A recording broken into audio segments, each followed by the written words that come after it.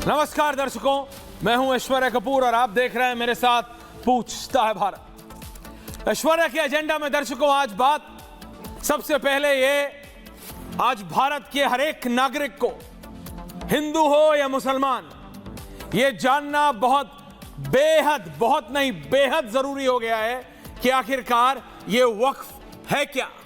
What is Waqf board? ये वक्फ board है क्या, पूछता है भारत। ये WAQF है क्या? ये वक्फ बोर्ड क्या है?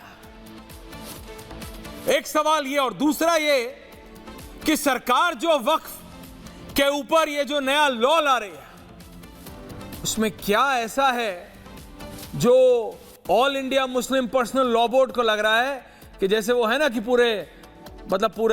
पूरे जज्बात ही बदल दिए इनके, कि बिल्कुल दिन का रात हो गया, रात का दिन। ऐसा क्या छुपा रखा है ये वक्फ बोर्ड की आड़ में कि जो चाहते नहीं कि सरकार के प्रीव्यू में आ जाए, यानी सरकार के नजर में आ जाए? ऐसा क्या है, पूछता है भारत, वक्फ बोर्ड के पास, जो ये नहीं चाहते कि सरकार की निगरानी में हो? ऐसी क्या चीज है? टेंशन मत लीजिए, ये कोई बिटकॉइन जैसा कॉम्प्लेक्स चीज नहीं है जो समझ में ना आए। ये बहुत सिंपल है, जमीन का खेल है, जमीन का खेल है। और इसमें जब इसकी परत दर परत खुलेगी ना, तो आपको समझ आएगा। इसमें राजनेता इन्वॉल्व हैं, ये तो आप समझ चुके होंगे अभी तक, लेकिन ऐसा नहीं है कि सिर्फ मुस्लिम राजनेता ही इन्वॉल्व हैं। आप भौचक्के हो जाएंगे उस दिन जिस दिन परत दर परत खुलेगी और आपको समझ आएगा कि जिन्होंने ये बोल के कि इस देश से गरीबी हटानी है, गरीबी हटा दिए।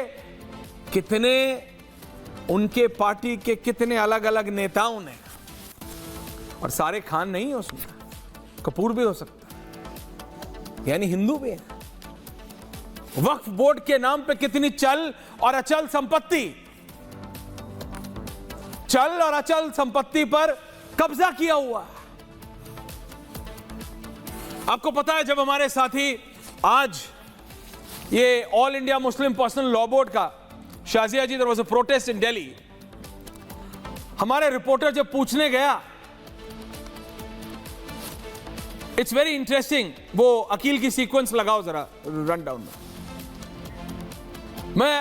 अकील की सीक्वेंस, अकील सवाल पूछते, हमारे साथी ने सवाल पूछा कि भाईजान आए क्यों हो, आंदोलन किस लिए करने आए हो? होता है ना, बहुत ही इंटरेस्टिंग हो गया।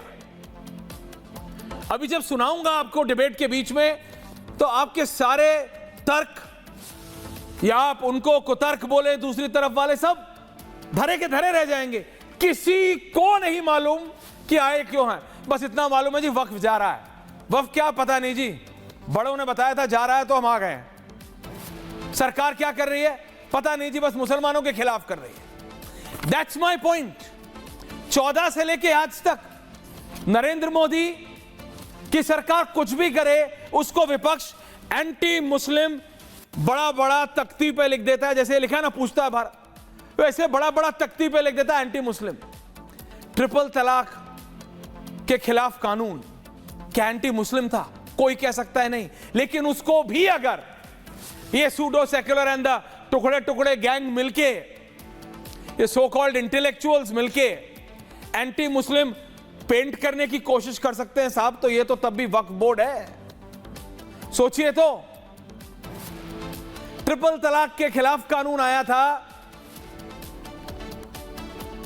ये इन सो कॉल्ड इंटेलेक्चुअल ज्ञानी लोगों ने, बाबा लोगों ने, ज्ञानी लोगों ने, जो दिल्ली के क्लबों में बैठ के ये डिसाइड करते थे एक समय तक कि अगला मंत्री कौन बनेगा, ये सरकार में ये मंत्री काम कर रहा है कि नहीं, उन लोगों ने ट्रिपल तलाक के खिलाफ कानून, Shazia ji, and you are well aware about it, उसको एंटी मुस्लिम अगर कोई पेंट कर सकता है, तो ये तो सरकार वक्फ बोर्ड के खिलाफ ला रही है। ये तो उसके आसपास में, तो सीरियसली बता रहा हूं।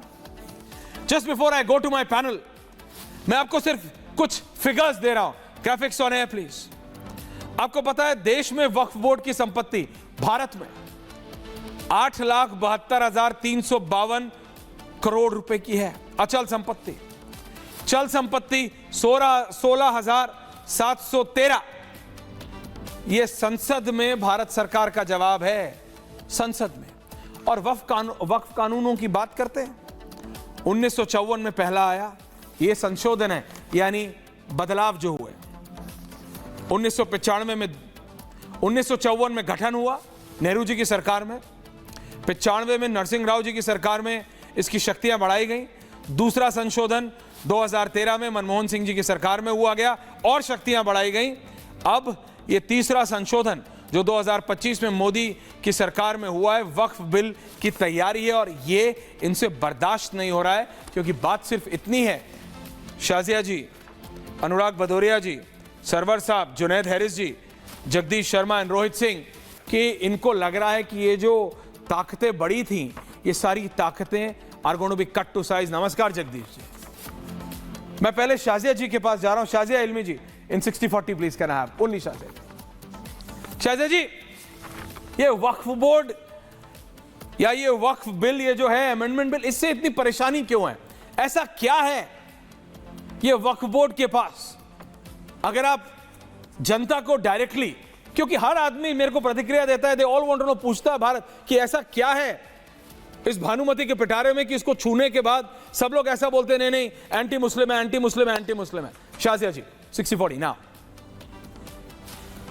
ऐश्वर्या जी, आपने सीधे नफ्स पर हाथ रख लिया है ये सवाल पूछकर। दरअसल आपने अभी थोड़ी देर पहले ही कहा था कि ट्रिपल तलाक बिल में क्या ऐसी दिक्कत थी। दिक्कत है, ट्रिपल तलाक का जो बिल आया था, जो कानून बना था, वो मुसलमानों के लिए था, लेकिन वो मुसलमान औरतों के लिए था जो तलाक याफ्ता थी, जिनको सड़कों पे छोड़ दिया जाता था, जिनको किसी तरह का मेंटेनेंस नहीं दिया जाता था, जिनके साथ ऐसी चीजें होती थी जो ना कि कुरान सम्मत थी, ना संविधान सम्मत थी, इसलिए तकलीफ थी। अब मालूम है आपको क्यों तकलीफ है ऐश्वर्या जी? इनको तकलीफ इसलिए है कि अगर संशोधन हो गया तो गरीब मुसलमानों का, पसमंदा मुसलमानों का फायदा होगा। और ये जो बैठे हैं ना भूमाफिया की तरह, जिन्होंने वक्फ की जमीन को जाती जागीर समझकर लगातार उससे पैसे कमाए हैं, अवैध कब्जे करे हैं, प्राइवेट बिल्डर्स को दिए हैं वो पैसा, उसमें संशोधन होगा। इसको इसकी फिक्र है। और आप सोचिए, इतना अफसोस होता है मुझे कि गरीब मुसलमानों को, मजलूम मुसलमानों को गर्मी में रोजे के मुबारक जो पाकीज़ा हमारा महीना है, उसमें इबादत की बजाय ये सियासत करा रहे हैं। और वही मुसलमान जिनका हक ये छीन रहे हैं, जिनके खिलाफ ये काम कर रहे हैं, उन्हीं को इस्तेमाल कर रहे हैं सियासत के लिए। अब आप खुद सोचिए, आपने खुद आंकड़े दिए ऐश्वर्या जी, आपने खुद कहा है कि कितनी संपत्ति है। वैसे मैं आपको बताऊं, 9 लाख एकड़ की संपत्ति है।